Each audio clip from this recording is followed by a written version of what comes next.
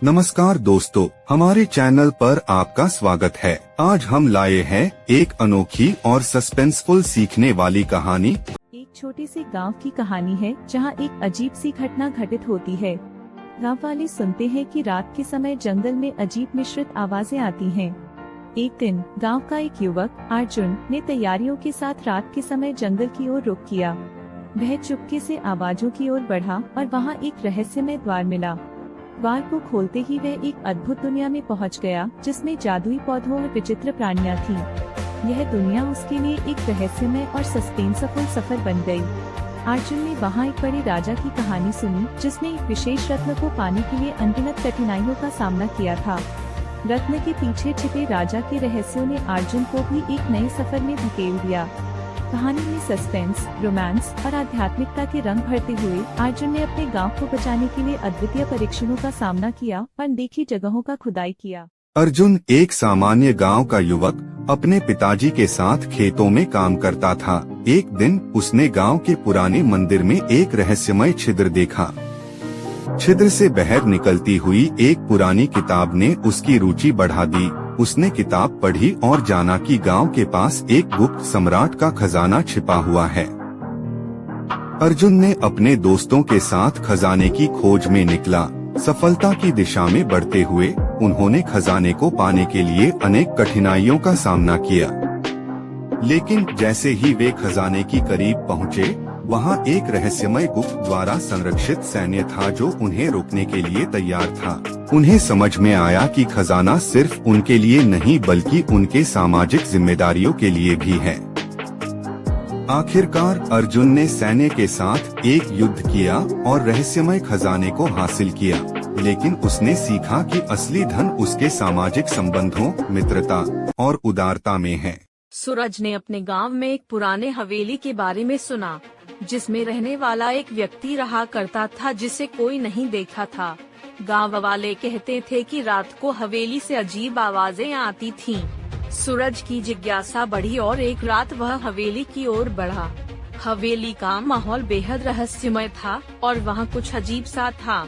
सूरज ने एक पुराने खुदाई खद्दर से गुजरते हुए एक पुराने सीरियस बॉक्स में एक बुरी तरह से कच्चे खिलौने देखे।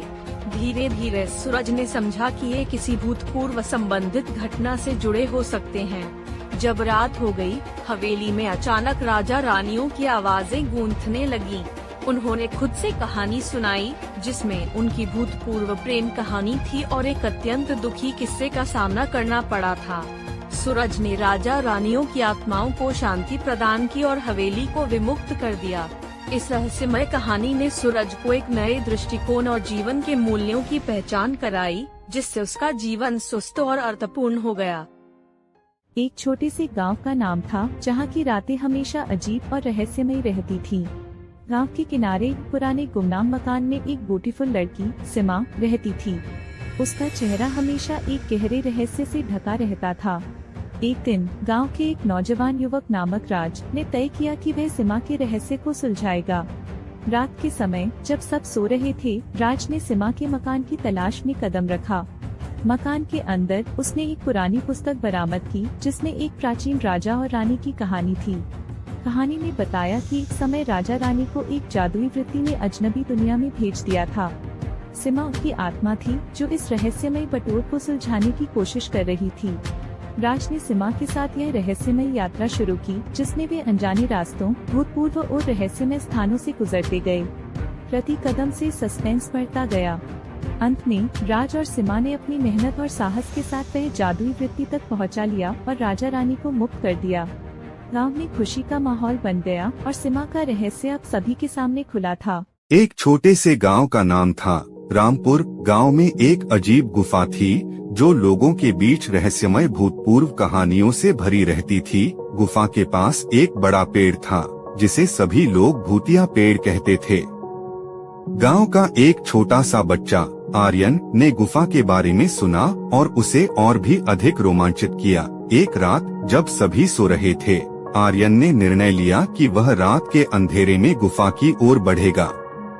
गुफा के अंदर आर्यन ने एक पुरानी पुस्तक खोई और एक बड़ी सीढ़ी से चढ़ते हुए एक छुपे हुए कमरे तक पहुंचा।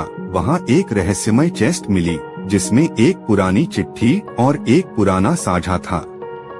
चिट्ठी पढ़ते ही आर्यन को पता चला कि गुफा में बंद एक जादुई पंजा है, जिससे गांव की समृद्धि का सिर उठ सकता है। पुराने साझे का राज भी खुला, जिसमें गांव वालों का एक दूसरे से अजीब मेलजोल छुपा हुआ था। आर्यन ने गांव के सभी लोगों को मिलकर मिलाने का निर्णय किया और उन्हें सबका मित्रता बनाए रखने का आलम दिया। उसने जादुई पंजे का सही उपयोग करके गांव को समृद्धि और सहयोग से भरा हुआ बना दिया। इस कहानी ने दिखाया कि कभी कभी हमें आपसी मित्रता, समर्पण और रहस्यों के सही समझने की आवश्यकता होती है, ताकि हम एक समृद्ध और खुशहाल समाज की दिशा में कदम बढ़ा सकें।